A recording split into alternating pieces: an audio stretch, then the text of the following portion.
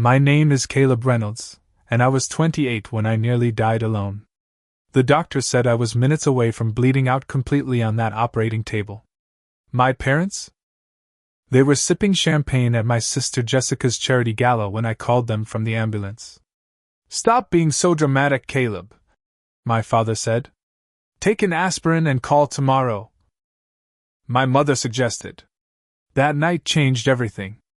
Not because I almost died, but because in recovery I finally saw the truth that had been bleeding out of me my entire life. Before I dive into what happened, let me know where you're watching from in the comments, hit that like button, and subscribe to join others who found their own strength in similar stories. I grew up in Boston's affluent Beacon Hill neighborhood in what looked like the perfect American family. My father, Raymond Reynolds, built his wealth as an investment banker with a reputation for ruthless precision. Every morning, he left our brownstone in his tailored suit, his silver BMW gleaming in the driveway. He expected nothing less than excellence from his children, a standard that seemed to apply differently depending on which child he was addressing. My mother, Diane, was a former Massachusetts beauty queen who traded her crown for a marriage that elevated her social status. She maintained her picture-perfect appearance well into her 50s. Her calendar filled with charity committees and country club luncheons. Her greatest concern was always what others might think, how our family was perceived in Boston's elite circles. Then there was my sister Jessica, 3 years older and infinitely more valuable in my parents' eyes. She followed my father's path, precisely Harvard Business School, followed by a fast-track position at my father's firm. Her intelligence was matched only by her ability to navigate our parents' expectations. She was their pride, their reflection, their success story personified. And then there was me. From an early age, I showed an aptitude for art and design rather than finance and business. My sketchbooks were filled with building concepts and furniture designs, while Jessica's walls accumulated academic achievements. Each time I presented my own accomplishments, they were met with polite disinterest or outright dismissal. "That's nice, Caleb," my mother would say, barely glancing at my design competition trophy before turning back to Jessica's perfect report card. "But your sister just got accepted to the honors program. Isn't that wonderful?" The pattern was established early. When I was 7, I broke my arm falling from a tree in our backyard. My father was annoyed about having to leave work early. "Your mother could have handled this," he said in the emergency room waiting area, checking his watch repeatedly. That same year, when Jessica had a minor asthma attack, both parents stayed at the hospital overnight, canceling important meetings without hesitation. The most telling incident happened when I was 16. I had been experiencing abdominal pain for days, but my mother insisted it was just teenage dramatics to get out of a family function. When I collapsed in the kitchen, my father reluctantly drove me to the hospital, sighing heavily about missing an important client dinner. The diagnosis was advanced appendicitis, minutes away from rupturing. Even then, my mother attended Jessica's debate championship the next day, leaving me alone in the hospital. "You'll be fine," she said, patting my hand. "The nurses are here, and this is Jessica's big moment." After college, I made the decision to move across the country to San Francisco.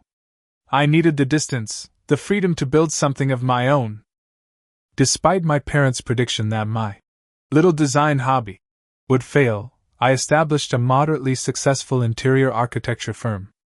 I specialized in sustainable commercial spaces, and over 5 years, built a respectable client list and reputation. My parents never visited my studio, never asked to see my projects. During our monthly phone calls, they would ask when I planned to get serious about my career, perhaps join my father's firm where Jessica was now a junior partner. When I won a regional award for innovative design, my mother's response was, "That's nice, dear. Did you hear Jessica is dating a Cabot now?" Our relationship settled into a pattern of distant politeness, occasional holiday gatherings, and an unspoken agreement to avoid any meaningful conversation. I had built a life they didn't understand, and they had long ago decided not to try. It was an unexpected client request that brought me back to Boston temporarily. A major tech company was opening East Coast headquarters and wanted proposals from several West Coast designers. The 6-week project could potentially double my business, so despite my reservations about returning home, I rented a short-term apartment and flew back to the city I'd left behind. My parents seemed mildly pleased I was back in Boston, though our interaction was limited to one awkward dinner where they spent most of the evening discussing Jessica's upcoming charity gala, a major social event she had organized to benefit Boston Children's Hospital. It was clear they expected me to attend, to play my part in the family performance. "It would look strange if you weren't there," my mother said, not meeting my eyes. "People might talk." I agreed to attend, though the event was scheduled for my final week in Boston. I threw myself into the design project, working long hours in my temporary apartment, trying to avoid thinking about how quickly I'd fallen back into old family patterns. I was no longer the insecure kid seeking approval. But being back in Boston made those old wounds feel surprisingly fresh. What I didn't realize was how that history, that lifetime of dismissal and emotional neglect, would collide with physical reality in a way that would finally force me to see the truth. It started like any other workday during my Boston stay. I was deep into the final presentation for my client, hunched over my laptop with empty coffee cups scattered around me. The deadline was approaching, and I had been pushing myself hard, often working until 2 or 3 a.m. Around mid-afternoon, I noticed a dull ache in my stomach. Nothing serious, just uncomfortable enough to be distracting. I popped an antacid and kept working, assuming it was just stress or the questionable takeout I'd eaten the night before. By 6 p.m., the pain had intensified. Sharp jabs that made me wince and pause my work. Still, I pressed on. Growing up in the Reynolds household had taught me to ignore discomfort, to push through pain rather than acknowledge weakness. My father's voice echoed in my head. "Reynolds men don't complain about trivial matters." I took a break to check social media, a mindless distraction from the growing pain. My feed was filled with posts from the gala that evening. My mother in an elegant black gown, my father looking distinguished in his tuxedo, Jessica radiant as the event organizer. The captions praised the Reynolds family and their dedication to philanthropy. I couldn't help but notice I wasn't mentioned the invisible son, absent even in the family narrative they presented to the world. By 8 p.m., I was sweating profusely despite the air conditioning. The pain had become a constant, searing presence that made it difficult to stand straight. I went to the bathroom and splashed cold water on my face, catching my reflection in the mirror. My skin had taken on a grayish pallor. My eyes looked sunken. Something was seriously wrong. I thought back to the appendicitis incident when I was 16. The doctor had later told me I'd been hours away from a potentially fatal rupture while my parents insisted I was exaggerating. Was history repeating itself? "Don't be dramatic," I told my reflection, unconsciously echoing my mother's words. I staggered back to my desk, determined to finish the presentation, but my vision began to blur. When I tried to reach for my phone, a wave of dizziness hit me so hard I collapsed to my knees. The pain was unbearable now, radiating throughout my entire abdomen. I crawled to the bathroom and vomited violently. When I looked down, I saw something that sent a chill through me, bright red blood mixed with the contents of my stomach. This wasn't food poisoning or stress. Something was very wrong inside me. With trembling hands, I managed to grab my phone and dial 911. The operator's voice sounded distant as I tried to explain my situation between gasps of pain. "Sir, stay on the line. We're sending an ambulance to your location." As I waited curled on the bathroom floor, I thought about calling my parents. Despite everything, some childlike part of me still wanted my family in this moment of fear. I pulled up my father's contact and pressed call. The sounds of the gala music, laughter, clinking glasses filled the background when he answered. "Caleb?" This isn't a good time. The governor just arrived, and Jessica is about to give her speech. Dad, I managed, my voice weak. I need help. I'm really sick. There's blood, and an ambulance is coming. There was a pause, then a sigh. Can't this wait? Your sister's big moment is happening right now. I think it's serious. I'm scared. The admission cost me, those words never allowed in our family. You always do this, Caleb, he said, his voice lowered but sharp. Create some drama when attention is on Jessica. Take an Uber to urgent care if you're concerned. Before I could respond, I heard my mother's voice in the background. My father must have covered the phone partially, but I could still make out their exchange. Is that Caleb? What does he want now? Says he's sick, might be going to the hospital. My mother took the phone. Caleb, darling. Take an aspirin and call tomorrow. You always were our sensitive one. We can't leave now, people would notice. The doorbell rang, the paramedics had arrived. Mom, the ambulance is here. I just wanted you to know. An ambulance? Don't you think that's a bit excessive? What will the neighbors think? Those were the last words I heard before another wave of pain hit. And I dropped the phone. The paramedics moved with urgent efficiency, asking questions I could barely focus enough to answer. Their expressions grew more concerned as they checked my vitals and saw the blood. Suspected perforated ulcer, one said to the other. BP dropping, tachycardic. Let's move. As they loaded me into the ambulance, one paramedic asked, Is there someone we should call? Family?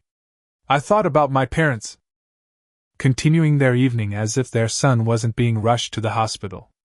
No, I said. There's no one. In the ambulance, drifting in and out of consciousness through waves of pain. I had a moment of clarity. This wasn't new. I'd been bleeding out emotionally for years, while my family continued their perfect lives, unwilling to see the damage. The physical crisis was just making visible what had been happening all along. The emergency room was a blur of bright lights, urgent voices, and hands moving me from the ambulance stretcher to a hospital bed. A doctor in blue scrubs leaned over me, her face serious as she pressed on various points of my abdomen, each touch sending shockwaves of pain through my body. Mr. Reynolds, I'm Dr. Rivera. You have symptoms consistent with a perforated peptic ulcer. We need to get you into surgery immediately. You're experiencing severe internal bleeding. Blood tests, 4 lines, and consent forms appeared before me in rapid succession.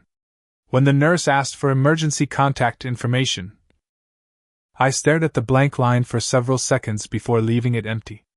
No one to call? She asked gently. No one who would come, I replied, as they prepared me for surgery. Dr. Rivera explained the situation with straightforward gravity. Your stomach lining has developed an ulcer that has burned completely through, allowing stomach acid and blood to leak into your abdominal cavity.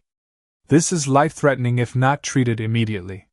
You've lost a significant amount of blood already. The anesthesiologist approached, explaining his role while preparing medications. We're going to take good care of you, Caleb, he assured me. Count backward from 10 for me. 10, 9, 8. The room began to fade as my thoughts turned to my family, likely still enjoying the champagne and accolades at Jessica's gala, completely unaware that their son was fighting for his life just 3 miles away. What happened next remains somewhat controversial in medical circles, but I know what I experienced. According to my surgical records, complications arose during the procedure. My blood pressure dropped dangerously low, and for approximately 90 seconds my heart stopped beating. Clinically, I was dead. In those moments between worlds, I didn't see the stereotypical tunnel of light. Instead, I experienced a profound sense of perspective, as if viewing my life from outside myself. I saw the patterns that had defined my family relationships with perfect clarity: the constant seeking of approval, the perpetual disappointment, the emotional wounds I had normalized. Most importantly, I saw my own worth independent of their validation. When I regained consciousness in the recovery room, a nurse was adjusting my 4. The clock on the wall read 3:17 a.m. "Welcome back," she said, noticing my open eyes. "I'm Madison, your recovery nurse. You gave us quite a scare." My throat felt raw from the breathing tube, making speech difficult. "How bad?" I managed to whisper. "Dr. Rivera will give you the full details, but you lost about 40% of your blood volume. The surgery was successful, but it was close. Another half hour without treatment." She didn't finish the sentence. She didn't need to. As the anesthesia fog cleared, I felt something unexpected, a profound emptiness that wasn't painful but clarifying. Like a slate wiped clean, ready for something new. "My phone?" I asked. Madison brought me my personal effects in a hospital bag. I checked my notifications with hands still weak from blood loss. No missed calls from my parents. No concerned text messages. Nothing. Out of habit, I opened social media. My parents and Jessica had continued posting throughout the night. Photos of the governor praising Jessica's philanthropic efforts. My mother posing with Boston socialites at the after-party. My father looking proud beside Jessica as she held an award for funds raised. The timestamp showed some posts coming after my desperate call from the bathroom floor. For the first time, tears filled my eyes, not from sadness or self-pity, but from acceptance. The truth I had been running from for 28 years was finally undeniable, written in my blood on an operating table while my family posed for photographs. Dr. Rivera visited later that morning, explaining the severity of what had happened. "The ulcer had likely been developing for weeks, possibly months," she said. "Stress is a major contributor, along with certain medications and bacteria. You mentioned you've been working extremely long hours?" I nodded. "Your body was sending warning signals that were ignored until catastrophic failure occurred." Her words seemed to apply to more than just my physical condition. "Will I recover completely?" I asked. "With proper care and significant lifestyle changes, yes. But this was a serious wake-up call, Caleb. A few more minutes without intervention, and we would have lost you." A few minutes. The difference between life and death had been a matter of minutes, during which my parents had chosen a social obligation over their son's desperate call for help. "Is there anyone we should contact for you?" Dr. Rivera asked. "Family who can help during your recovery?" I thought about it for a moment, then shook my head. "No," I said with newfound certainty. "There's no one." Later that day, Nurse Madison came to check my vitals again. Unlike the clinical efficiency of other staff, she took a moment to sit beside my bed. "Still no visitors?" she asked, noting the empty room. "My family's busy," I replied, the excuse sounding hollow even to my own ears. She adjusted my pillows with careful hands. "I've been a nurse for 12 years.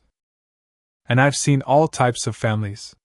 Some camp in waiting rooms for days over minor procedures. Others," she let the thought hang unfinished, "others never show up at all." I completed for her. She nodded. "Those patients often do the best in recovery, you know. They develop a different kind of strength." That afternoon, I checked my phone again to find a generic flower arrangement had been delivered to the nurse's station. The card read, "Get well soon. The Reynolds family." The handwriting belonged to my father's assistant, not my mother or father. I lay back on my hospital pillows, something shifting permanently inside me that had nothing to do with my surgical wounds. For the first time, I saw my family with complete clarity, without the desperate hope or denial that had clouded my vision for decades.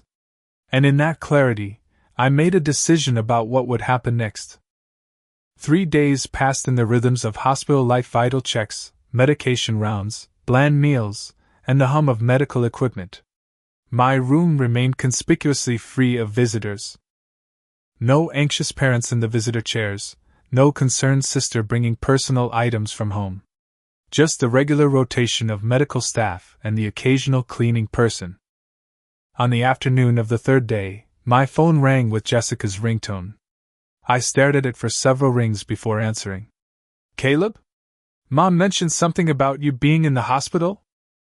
Her voice had the slightly distracted quality it always carried when she was multitasking. I had emergency surgery for a perforated ulcer. I nearly died. I stated the facts without emotion, curious about her response. God, Caleb, so dramatic. Why didn't you tell anyone?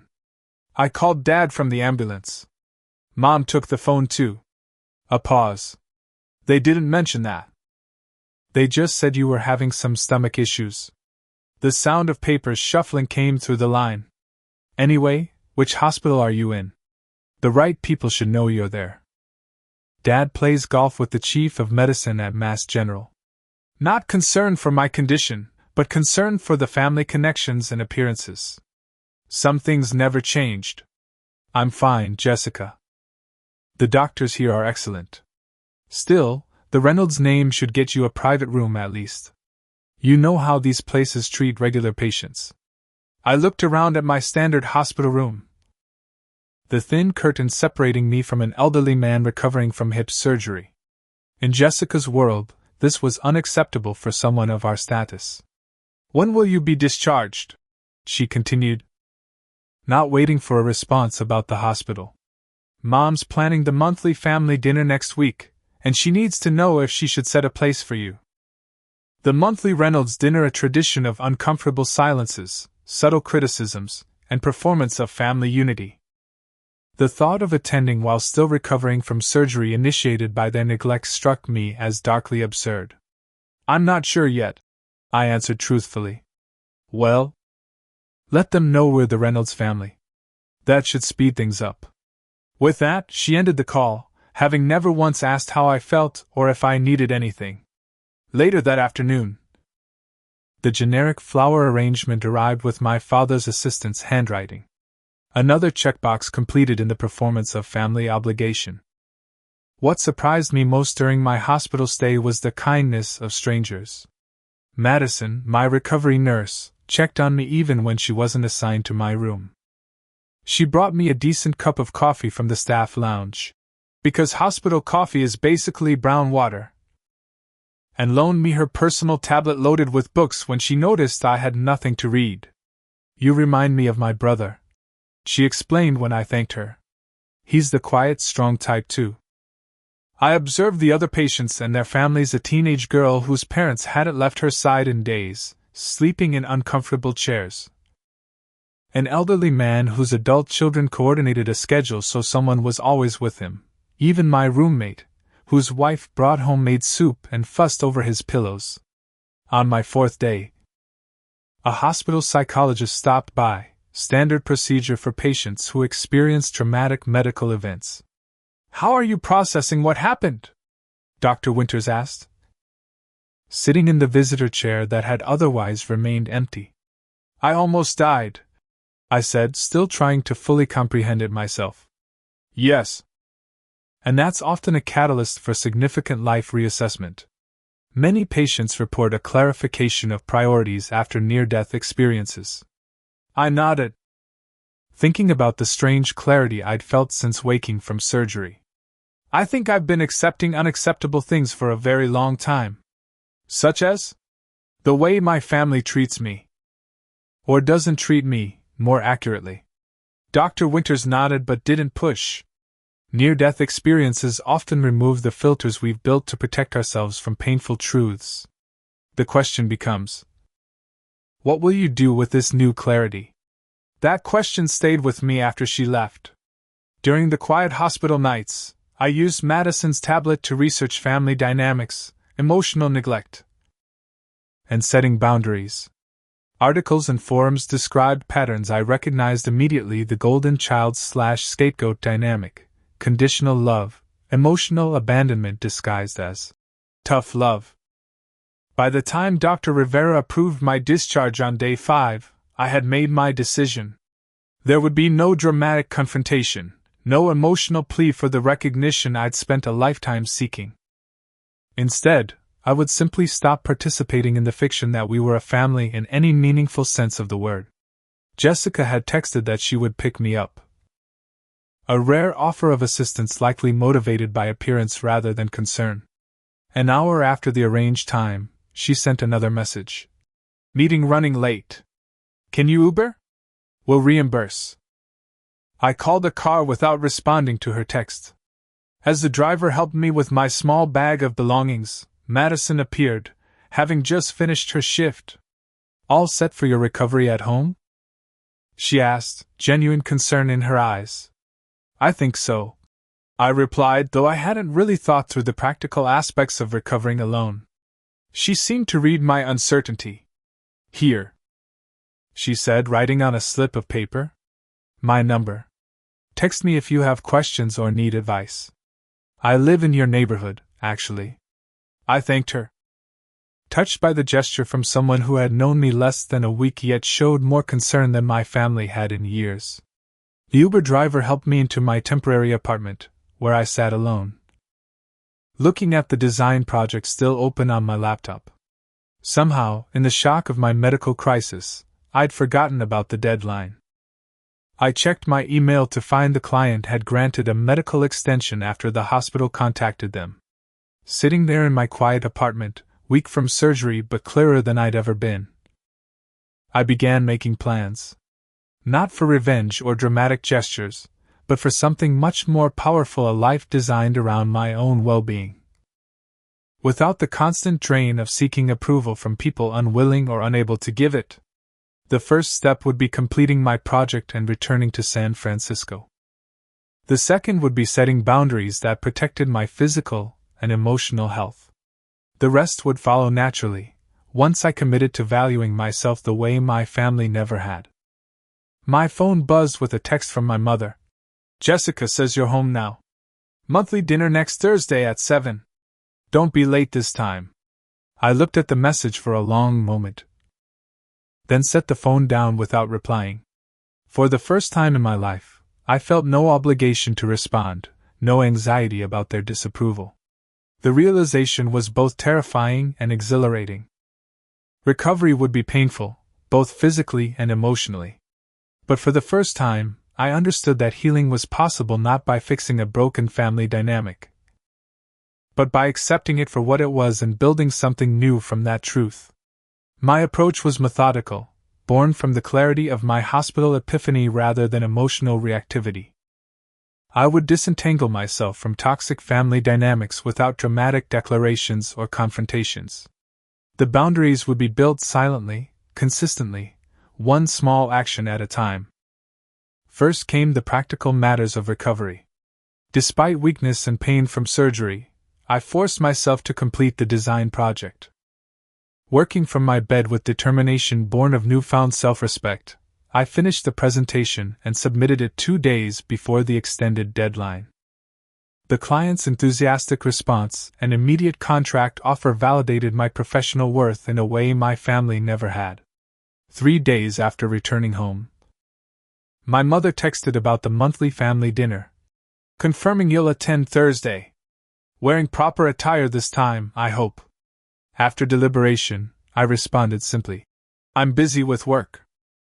Can't make it. The response came quickly. Reschedule.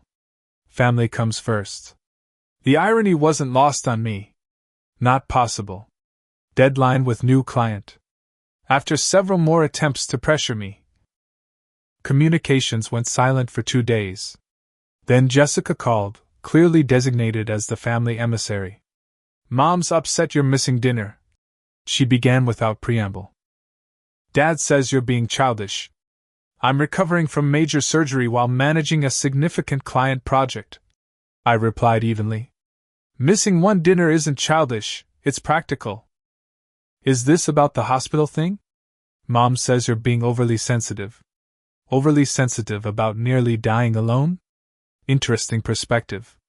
My calm response seemed to unsettle her. The Jessica I knew expected either acquiescence or emotional outbursts, both reactions she knew how to manage. My new approach left her without a script. Whatever, Caleb. Just know you're upsetting everyone with this behavior. After this conversation, I made my first proactive change, updating my emergency contacts. I removed my parents and added 2 names: Tyler, my closest friend from San Francisco, and Mrs. Patel, my elderly neighbor who had always shown me kindness. Next came an appointment with a lawyer to update my will and medical directives. My parents were removed as healthcare proxies and financial decision-makers in case of incapacitation. The lawyer raised an eyebrow but asked no questions when I explained my family wouldn't be notified in case of emergency. Financial entanglements were minimal but still required attention. I removed my parents from my one remaining joint bank account, opened during college and kept out of inertia. I changed beneficiaries on my life insurance to a designed scholarship fund I specified be created upon my death. Each action was taken quietly, without announcement or explanation. This wasn't about punishing my family or teaching them a lesson, it was simply about creating a life structure that protected my well-being. During this time, an unexpected friendship developed with Madison, the nurse who had shown me kindness in the hospital. She texted to check on my recovery, and eventually, we met for coffee near my apartment. "How's the healing going?" she asked, her medical training evident in how she assessed my color and energy. "Physically, getting better every day," I answered truthfully. "The other parts are more complicated." She nodded. "Family still AWOL?" "They're around, just not in ways that are actually helpful. My mother sent her housekeeper to drop off soup yesterday. She was instructed to leave it at the door, not interact with me." Madison shook her head. "That's something." Reynolds' family specialty gestures that look like care without the inconvenience of actual involvement. Our coffee meetings became regular, and through Madison, I met others in her circle: normal, caring people who checked on each other without ulterior motives or conditions. The contrast with my family dynamics was stark and educational. At Madison's suggestion, I also began seeing Dr. Powell, a therapist specializing in family trauma.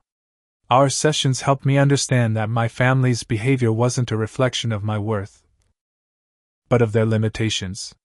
"What you're describing is a pattern of emotional neglect," Dr. Powell explained during one session. "Your physical crisis simply made visible what's been happening emotionally for years."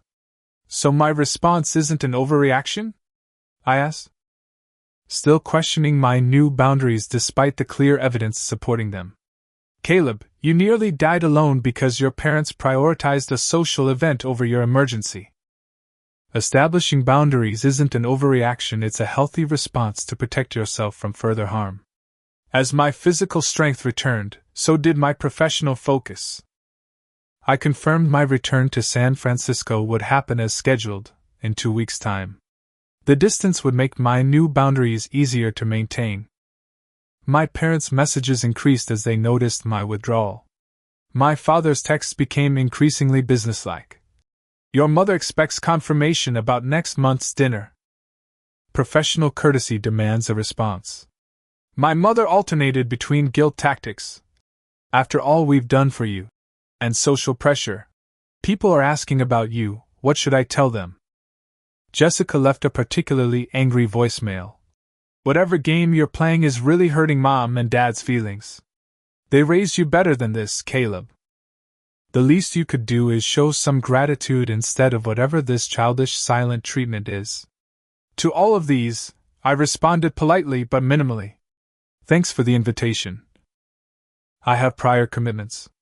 I appreciate your concern, I'm doing fine.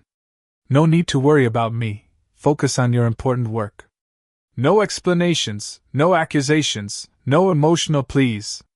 Just calm." Consistent boundaries that must have been bewildering to a family accustomed to either controlling me or provoking emotional reactions they could dismiss. A week before my scheduled return to San Francisco, I completed my project presentation for the Boston client. Despite my medical emergency, the work was some of my best. Fueled by a new sense of professional confidence unclouded by my family's dismissal of my career. As I packed my temporary apartment, I realized how little I had integrated into Boston life during my stay. No local friends besides Madison, no favorite places, no connection to my hometown. I had always been a visitor in the city of my birth, even before I moved away. My mother made one final attempt at control, appearing unannounced at my apartment the day before my departure. "We need to talk about this behavior of yours," she announced when I opened the door, sweeping in without waiting for an invitation. I remained standing, making no move to accommodate what would typically become a lengthy criticism session.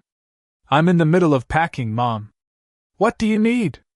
She blinked, thrown by my failure to follow the usual script. "Your father and I are concerned. This distance since your hospital stay. It's not like you. Actually, it is like me. The real me. Not the version that's been trying to earn your approval for 28 years. Don't be dramatic, Caleb. We've always supported you, even with your artistic pursuits instead of a real career." I nodded, not arguing the point. "My flight's early tomorrow. Was there something specific you needed?" Her perfectly maintained facade cracked slightly. "Why are you being like this? What have we done to deserve this treatment?" For a moment, I considered explaining, laying out the lifetime of emotional neglect culminating in being left alone during a life-threatening emergency. But I recognized it as the same pattern, seeking understanding from people committed to not providing it. "I'm not doing anything to you, Mom. I'm just focusing on my health and my work. That's all." She left shortly after, clearly unsatisfied with an interaction she couldn't control or dismiss. As I closed the door behind her, I felt no satisfaction or vindication, only a quiet certainty that I was finally making choices that honored my own well-being. The next morning, I boarded my flight back to San Francisco. As the plane lifted off, I looked down at Boston growing smaller below, feeling not sadness but a profound sense of liberation. The city contained my past, but my future waited elsewhere, constructed on foundations of my own design. 6 months passed in San Francisco. My business thrived after landing the Boston client, whose West Coast connections brought new opportunities. My physical health improved steadily with proper rest, nutrition, and regular checkups, all self-directed without reminders from family who had never prioritized my well-being. My contact with the Reynolds family diminished to occasional text exchanges and monthly phone calls lasting less than 5 minutes. I maintained polite distance without explanation or accusation. Christmas approached, and I declined the traditional Boston gathering with a simple explanation about client obligations. "The family hasn't been together for a holiday in 5 years," my mother complained during our brief December call. "That's not accurate, Mom. I was there last year." "Well, yes, but Jessica's husband's family was in Europe, so it wasn't a complete family. The hierarchy remained unchanged. Jessica's absence would have made the holiday incomplete. Mine was barely noticed." I had just finished a meeting with a potential client when my phone began vibrating repeatedly, multiple calls from Jessica in quick succession. Assuming it was another attempt to pressure me about holiday plans, I let it go to voicemail. When a text appeared, "Emergency. Call now." I reluctantly returned the call. Jessica's voice was uncharacteristically shaken. "Dad had a heart attack. He's in surgery at Mass General." The news hit me with unexpected force. Despite everything, he was still my father. "How serious?" I asked, keeping my voice steady. "Serious enough. They're doing a triple bypass." Her voice cracked slightly. "You need to come home immediately." Home. The word hung between us, loaded with assumptions I no longer shared. "I'll check flights," I said, noncommittal. "Check flights? Caleb, this is Dad. Just get here." After hanging up, I sat in my office, processing my conflicting emotions. Concern for my father's health was genuine, but so was the memory of lying alone in a hospital bed after nearly dying, while my family continued their social obligations. My phone began filling with messages. My mother: "Your father needs you here. Book a flight immediately." Jessica again: "What airline are you on?" "I'll send a car to the airport." Extended family members I barely spoke to. Praying for Uncle Raymond. Safe travels. The assumption was unanimous. Of course, I would drop everything and rush across the country. Family emergency superseded all else. Except that rule had never applied when I was the one in crisis. I called Madison, who had become a trusted friend. "My father had a heart attack," I said when she answered. "Triple bypass surgery." "Oh, Caleb, I'm sorry. Are you okay?" The question struck me not. "When are you flying home?" but "Are you okay?" The difference was telling. "I don't know what to do," I admitted. "Part of me wants to go, but another part remembers being alone in the hospital while they attended a party." "What does Dr. Powell say?" she asked, referencing my therapist. "I have a session tomorrow." Too late for this decision. This isn't about revenge, is it? The question made me pause. "No," I said finally. "It's about self-protection. I know exactly how this will go if I rush there. They'll take my presence for granted, expect me to handle logistics while they focus on Jessica's emotional needs, then dismiss me once the crisis passes. Nothing will change." "Then you already know what you need to do," Madison said gently. "Whatever protects your well-being while still allowing you to live with your decision." After consideration, I sent flowers to the hospital with a card wishing my father a speedy recovery. I called my mother with a brief, kind message of support. I did not book a flight. The reaction was immediate and volcanic. Jessica's texts became increasingly frantic and then angry. "I don't believe you right now. Are you seriously not coming? This is unforgivable. Even for you." My mother left tearful voicemails about family obligation and how my father had always been there for me, a revision of history so dramatic it would have been comical in different circumstances. Extended family members I hadn't spoken to in years suddenly found my number to express their disappointment in my absence. The family narrative was being written in real time. Caleb the selfish son, absent during family crisis. I maintained calm, consistent responses.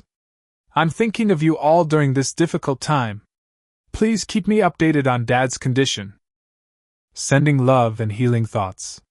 The irony wasn't lost on me. My measured, appropriate responses were considered cold and unfeeling, while their complete absence during my medical emergency had been acceptable. On the third day of this barrage, I received a call from a number I didn't recognize.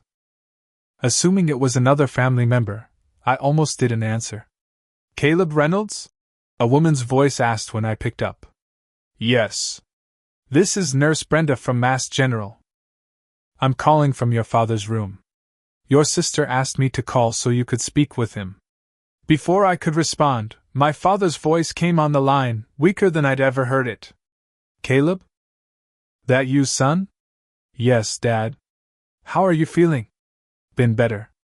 He coughed slightly. "Your mother says you're too busy to visit." The passive-aggressive approach, even from a hospital bed. Some things never changed. "I've sent my support, Dad. I'm glad the surgery went well." "Support?" His voice strengthened with indignation. "Your family needs you here. Not your support from 3,000 miles away." I closed my eyes, centering myself. "I understand this is a difficult time. I'm keeping you in my thoughts." Thoughts don't help your mother with arrangements, or your sister with the stress. Family shows up, Caleb. That's what we do. Is it, Dad? Is that what we do? The line went quiet for a moment. "What's that supposed to mean?" "It means I nearly died 6 months ago, and you and Mom chose to attend a party rather than come to the hospital." Another silence, longer this time. "That was different. We didn't realize it was serious. I called from an ambulance and told you it was serious. You chose not to believe me. This isn't the time to bring up old grievances, son. This is about now, about family." "I agree. And I'm making the same choice you and Mom made, sending support from a distance because I have other priorities." The conversation ended shortly after, with no resolution or acknowledgement. I felt no triumph, only a sad certainty that I had made the right decision for my well-being.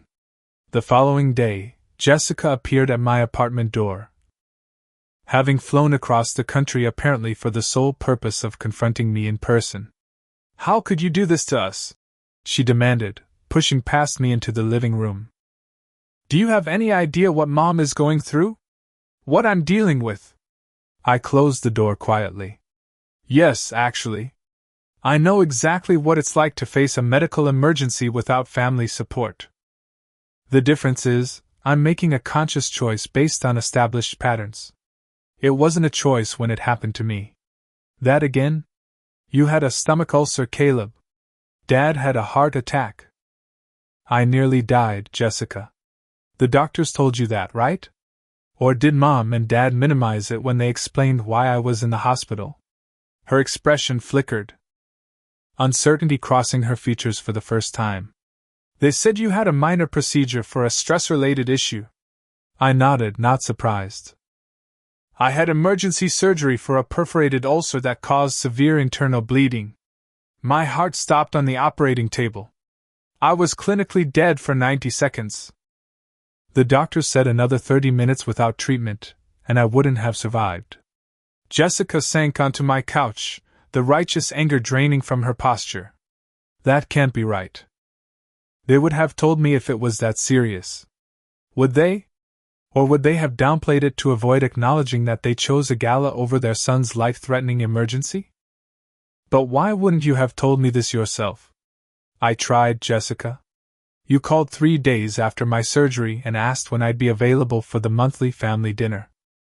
You never asked about my condition." She was quiet for a long moment, processing. "So this is, what? Revenge? Getting back at them by not showing up when Dad's sick?" "No," I said, sitting across from her. "This is me acknowledging a pattern and choosing not to participate in it anymore. This is me valuing myself enough to set boundaries with people who have consistently shown my health and well-being aren't priorities for them. But their family," she insisted, though with less conviction. "Being family should mean more than sharing DNA and a last name. It should mean showing up. It should mean caring. It should mean dropping everything when your son calls from an ambulance." Jessica stayed for another hour. Our conversation moved from accusation to something more honest than we'd shared in years. I showed her my medical records, the severity of what had happened documented in clinical terms. I described waking up alone in the hospital while seeing their gala photos on social media. For perhaps the first time, she listened without immediately defending our parents or dismissing my experience. When she left, she hugged me awkwardly. "I still think you should come to Boston," she said. "But I understand better why you're not." It wasn't a complete acknowledgement, but it was the first crack in the family denial that had defined our dynamics for decades. As I closed the door behind her, I felt no satisfaction in winning the confrontation, only a quiet hope that perhaps something might shift, even slightly, in how we related to each other. My father recovered successfully from his surgery. I maintained my boundaries while still expressing appropriate concern. The family narrative about my absence undoubtedly continued. But I no longer allowed that narrative to define my choices or my worth. 1 year after my emergency surgery, San Francisco felt more like home than Boston ever had. My design business continued to flourish, with a waiting list of clients seeking sustainable commercial spaces. The Boston project had led to an industry award and features in design publications external validation that felt good but was no longer necessary for my sense of professional worth. My physical health had stabilized with appropriate medical care and significant lifestyle changes. Regular checkups, stress management techniques learned in therapy, and a newfound respect for my body's limits kept the ulcers from returning. I worked reasonable hours, took actual weekends off, and prioritized sleep, all revolutionary concepts for someone raised in the Reynolds household. Dr. Powell's therapy sessions continued, less frequently but still valuable for navigating the complex emotions around family estrangement. Healing isn't linear, She often reminded me when old patterns of guilt or self-doubt emerged. Some days will be harder than others, but the overall trajectory matters more than individual moments. My friendship with Madison had deepened after she accepted a nursing position at a San Francisco hospital, partly influenced by my encouragement to pursue the career advancement opportunity. She had become part of my chosen family, along with Tyler and other friends who showed up consistently in both crisis and celebration. My communication with my parents remained minimal but cordial. Monthly phone calls lasting 5 to 10 minutes, holiday cards, and brief text exchanges maintained a connection without allowing the old dynamics to reassert themselves. They never acknowledged what had happened during my medical emergency, and I no longer expected them to. Jessica, however, surprised me. 6 months after her visit to my apartment, I received an email from her with an unexpected request to meet during her upcoming business trip to San Francisco. Curious and cautiously hopeful, I agreed. We met at a quiet coffee shop near the waterfront. Jessica looked different, somehow less polished, more authentic than the perfectly curated image she usually presented. "Thanks for meeting me," she began, uncharacteristically hesitant. "I've been thinking a lot about our conversation last year." "Which part?" I asked, keeping my expression neutral. "All of it, really." She stirred her coffee unnecessarily. "After I went back to Boston, I started noticing things. The way Mom and Dad interact with me versus others. The expectations. The conditions on their approval." She looked up. "The things you've been talking about for years that I dismissed." I nodded but remained silent, allowing her the space to continue. "I started seeing a therapist," she admitted, the words clearly difficult for her. "Mom found out and said I was being dramatic and attention-seeking. That I was turning into Caleb." She gave a small, sad laugh. "It was like hearing myself from all those years criticizing you." "That must have been difficult to recognize," I said carefully. "It was like suddenly seeing a pattern that had been there all along." She took a deep breath. "I owe you an apology, Caleb. A big one. I've been part of the problem. Reinforcing their treatment of you, dismissing your experiences. I'm truly sorry." The apology was unexpected and deeply moving. "Thank you for saying that, Jessica. It means a lot." My therapist helped me understand about golden child and scapegoat dynamics. How they set us against each other so we'd compete for their approval instead of supporting each other. She reached across the table tentatively. "We should have been allies, not competitors." We talked for hours, peeling back layers of family history and shared experiences viewed through vastly different lenses. Jessica described her own struggles with our parents' conditional love, the constant pressure to achieve, the fear of disappointment, the exhaustion of maintaining the perfect daughter persona. "They still talk about you, you know," she said as our meeting drew to a close. "Mom complains about your abandonment of the family. But Dad sometimes looks at your design magazine features when he thinks no one's watching." "And what about you?" I asked. "Where do you stand with them now?" "It's complicated. I'm creating more distance, setting some boundaries of my own. It's not easy after a lifetime of seeking their approval." She smiled ruefully. "I'm learning from my little brother." We parted with a genuine hug and plans to speak regularly, sister and brother, finding our way to a relationship defined by mutual respect rather than family-assigned roles. My parents never reached this level of self-awareness or reconciliation. When I declined the annual Thanksgiving invitation to Boston, my mother left a tearful voicemail about ungrateful children and family obligation. My father sent a terse email about Reynolds' family traditions being non-negotiable. I responded with kind but firm boundaries, then hosted my own Thanksgiving dinner for my chosen family, Madison, Tyler, and others who had shown me what genuine care looked like. As we shared a meal in my apartment, I looked around at these people who chose to be in my life without conditions or expectations, and felt a profound gratitude. The following week, during a session with Dr. Powell, I reflected on the journey of the past year. I used to think healing meant fixing my relationship with my parents, I told her. Getting them to see me, to value me. Now I understand that real healing was learning to see and value myself, regardless of their capacity to do so. That's profound insight, Caleb. She nodded. What's been the most important lesson for you? I considered the question carefully. That real love doesn't require bleeding out to be seen. That worth isn't earned through sacrifice or suffering. That family can be chosen, built on mutual respect rather than obligation. And how do you feel about your parents now? I don't hate them, I said truthfully. I understand they're limited by their own upbringings, their own wounds. I can wish them well without needing their approval or subjecting myself to further harm. That feels like freedom. As my second year in San Francisco began, I found myself in a life constructed around genuine connection, meaningful work, and self-respect. The scars from my surgery had faded to thin white lines, barely visible unless you knew where to look. The emotional scars had similarly healed, not erased, but integrated into a stronger, more authentic sense of self. I sometimes wonder if my parents ever truly understood what happened, how their choices during my medical emergency simply made visible the dynamics that had been present all along. Perhaps someday they will. Perhaps they won't. I've learned that my healing cannot depend on their recognition. What I know with certainty is this. Sometimes the most profound act of self-love is walking away from people who cannot or will not see your worth.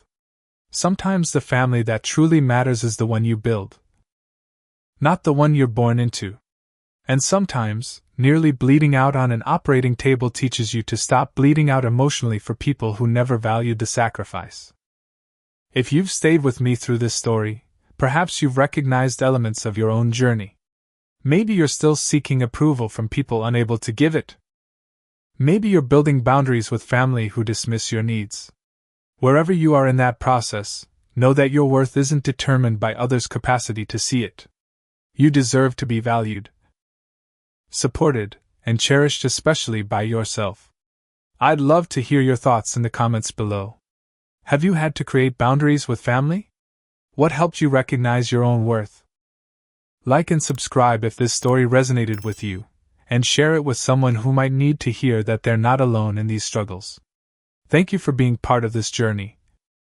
And remember, healing is possible, one boundary, one day, one choice at a time.